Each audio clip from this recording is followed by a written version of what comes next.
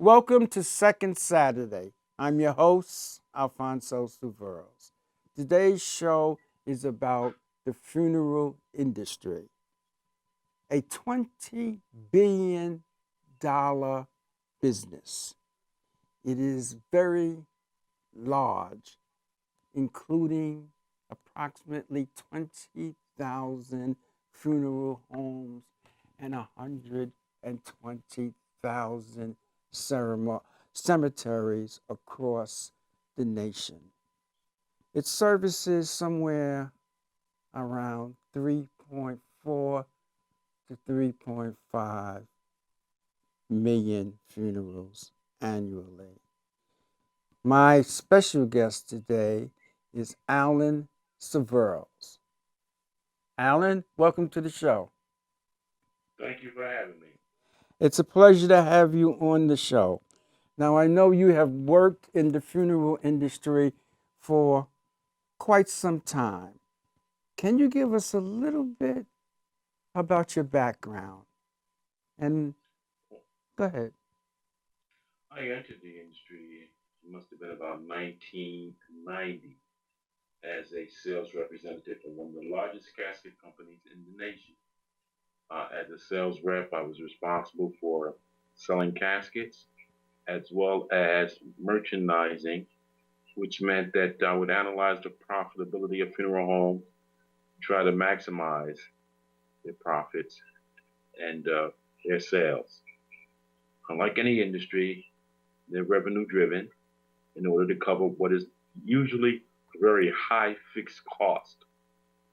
The funeral industry has a number of assets, vehicles, facilities, salaries, things of that nature, which lend itself to a high fixed cost. So profitability is very important because historically, the funeral industry is interesting because most folks that are in the funeral industry, funeral directors, tend to be caregivers. And as caregivers, they're not always focused on the bottom line. And it is a business. So consequently, many funeral homes nationally don't really focus on profitability. And consequently, contrary to popular belief, they're not very profitable. Now, I deal specifically with the African American segment, which is a very, very large part of our community, socially and economically. There are only so many businesses within our community. And the funeral parlor or home is one that has been a part of our community for a very long time. Funeral directors, they usually hold a very high standard in the community, belong to many, many different civic organizations, contributed to many social and philanthropic activities within our communities. They're usually a pillar, and that's a positive role model also for many youth in our community. So the industry has a very important part historically and today in our community. So consequently, I joined the industry for a very specific purpose back in 1990. There's three actually sides to the funeral industry. There's the science, and that deals with the preservation of the dead. A funeral director has to be well versed in anatomy, pathology, microbiology, biology, chemistry, and many of the sciences. There's also the business side of running a funeral home. They, like any other business, they deal with income statements, balance sheets, cash flow, payables, receivables. They run the gamut of running a small business. And also there's the counseling side, the directing side, the arrangement, the meeting with families in some of the most difficult times in their life. Many funeral directors nationally must be nationally board certified. There's various stipulations depending on the state that one must acquire in order to be licensed. Allan, may I interrupt you real for a second? Sure, That sure. certification, If I'm certified in New York, will that certification allow me to practice, say, in Jersey or Ohio, where you are? Or do I have to be recertified? Well, you have to meet the requirements of that particular state. Some states reciprocate, but many do not. There's a national board certification which allows you to be certified in many, Mm, many states. Okay, however, the criteria to be licensed in New York is different than what it is in Ohio. yeah. For example, in New York, you need a 2 year degree. Okay, you have to do an apprenticeship, and you basically have to go to mortuary school, and then you have to take the national boards and then the state boards. Now, in Ohio, you need a 4 year degree. There's about 4 or 5 states which require a 4 year degree. Okay, in mostly any discipline, it doesn't have to be in mortuary science. Now, once you receive that 4 year degree, some folks go on another 2 years to get a associate's degree in mortuary science. I happen to have a 4 year degree, master's, and a 2 year associate degree in mortuary science.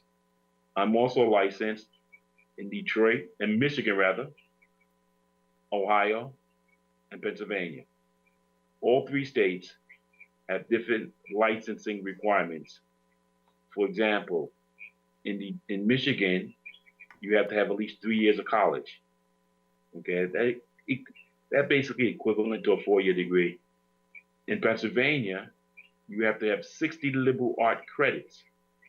Okay, and in order to be licensed, and that's including mortuary school.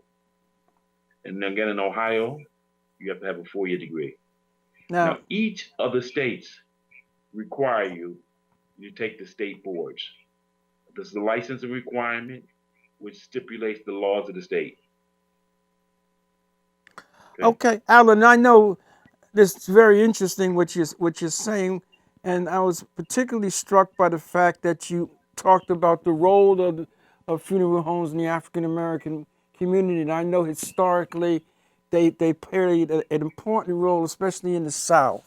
Uh, but am I correct in saying that this is a history of being a family business?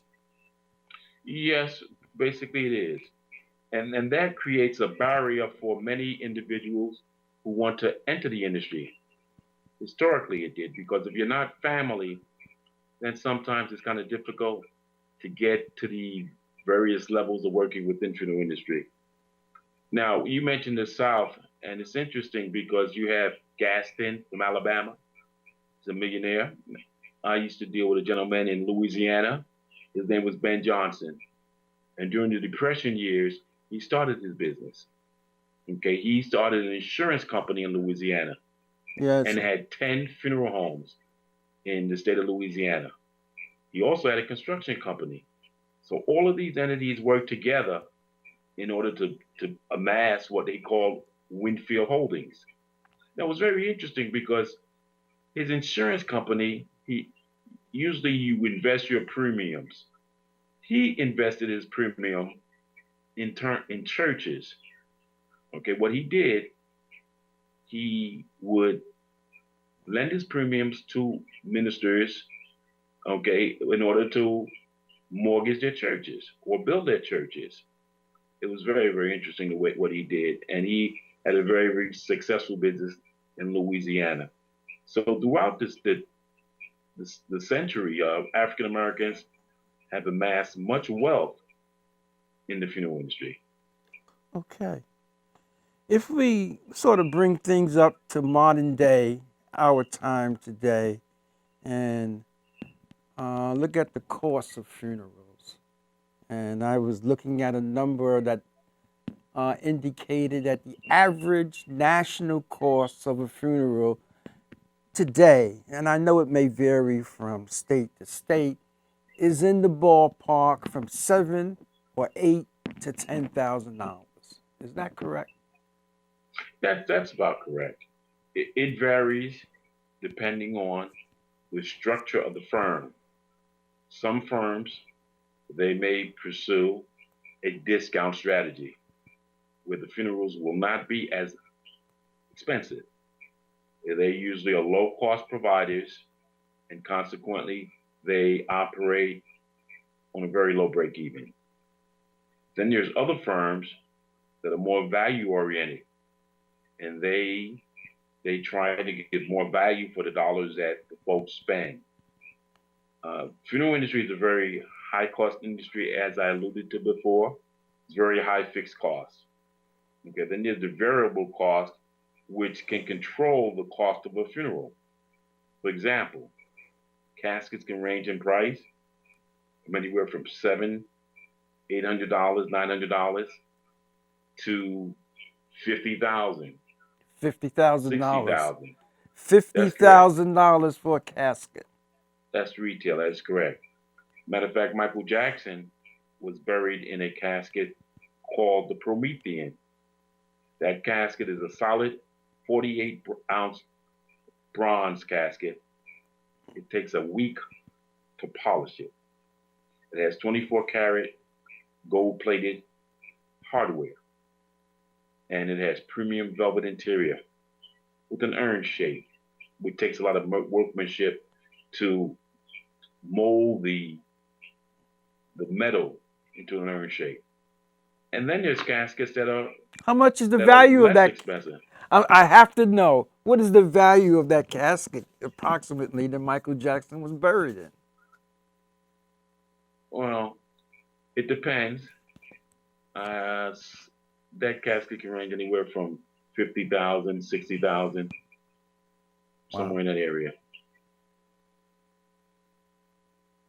But then again, you have caskets that the regular folks are buried in, and they range in price, as I said, from 900 to anywhere from 5,000, 6,000, depending on the specific desire of the family.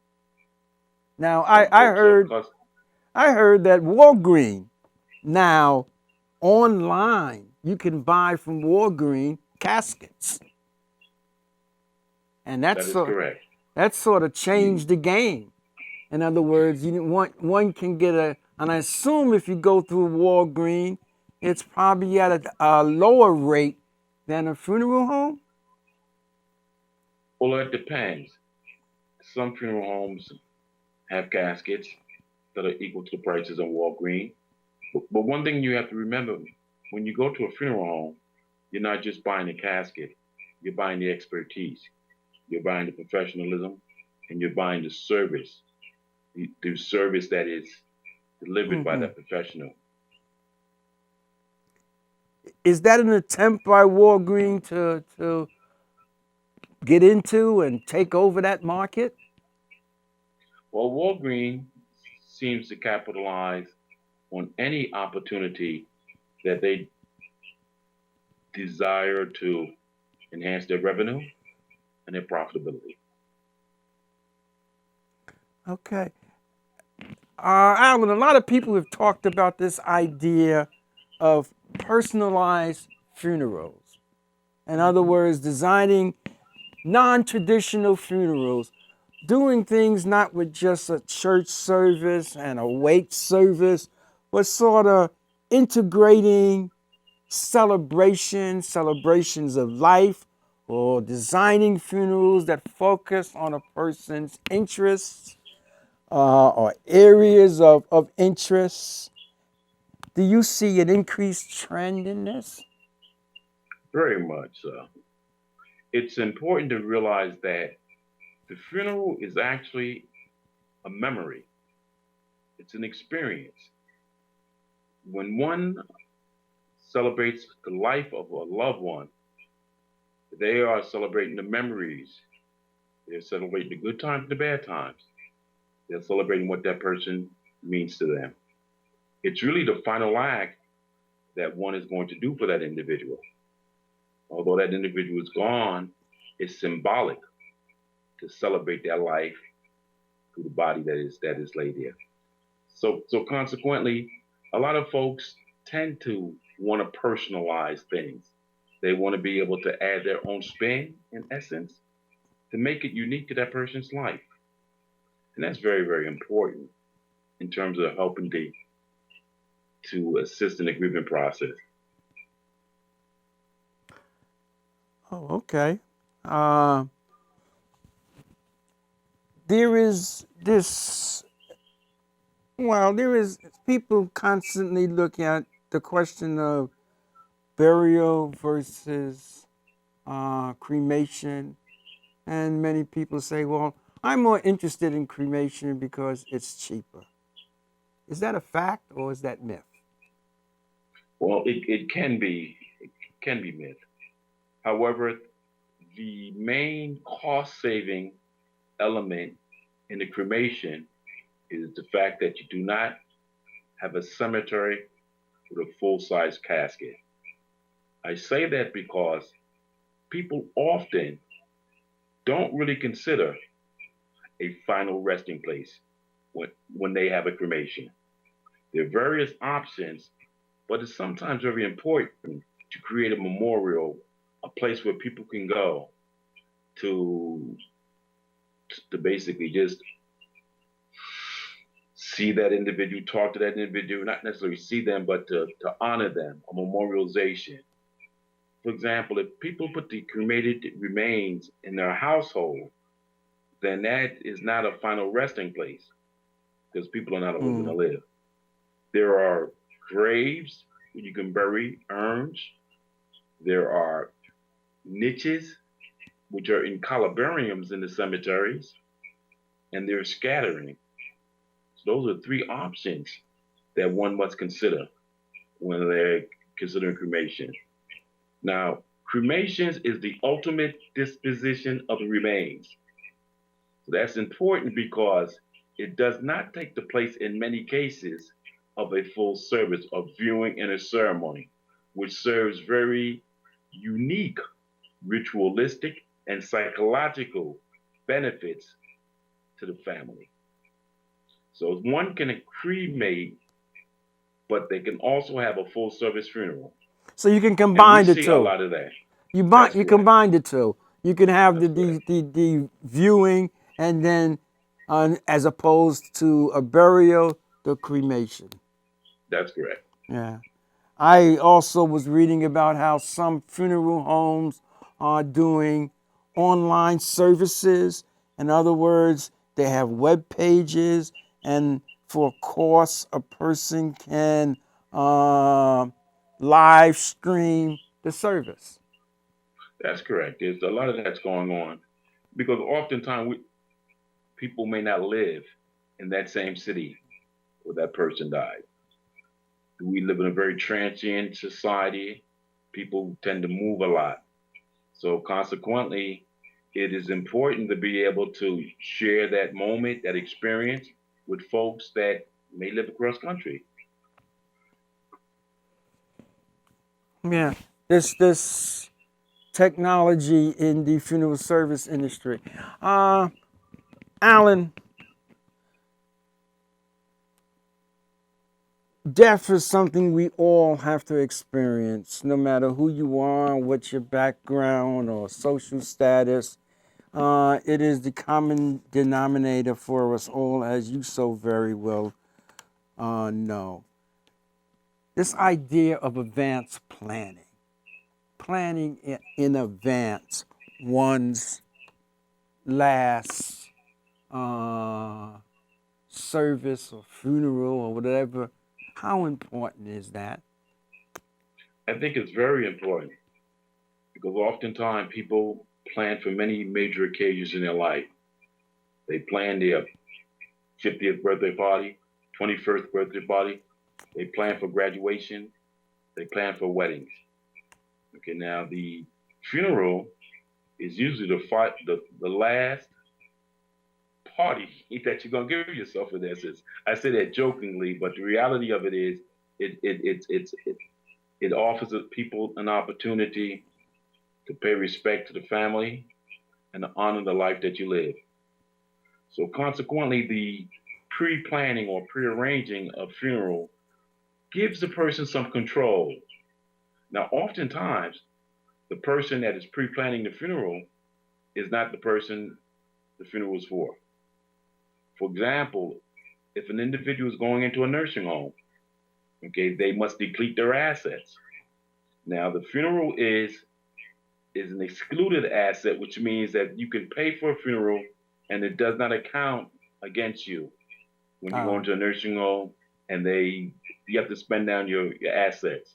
It's called a Medicaid spend down. I didn't know So that. that's one, yeah. And also, in some cases, when you prearrange a funeral and it's paid for in full, most funeral homes will guarantee the price of those services and merchandise.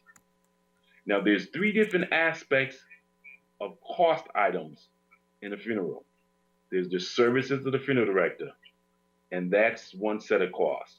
That's the vehicles, the hearse, the viewing, the ceremony, and the basic services. Okay, and also there's merchandise. Now, merchandise for traditional burial, you will have the casket, and yes, Happy happy birthday birthday to to you.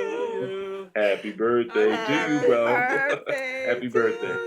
Y'all you. just messed my show up. Happy birthday, Happy birthday, Alfonso. Alfonso. Thank you. Happy Yeah, you're getting birthday pretty to old, bro. I you. I Are you ready know. to do a pre-plan? Oh, forget it, Alfonso. I don't have enough breath for that. And I did not arrange a funeral yet. Okay. Surprise you, I did. Thank you. That's really nice. That's really nice. Alan, Can finish. thank you Yeah. guys. Alan, our time is almost up. And I think it's important that people at least start thinking about and considering prearranged funerals. And I know funeral parlors or funeral homes today offer all these options. Am I correct? That's very correct. There are many different options. There's options in terms of cremations versus burials. There's options where it's person can use a minister or a celebrant. People are having graveside services as opposed to services within the funeral home.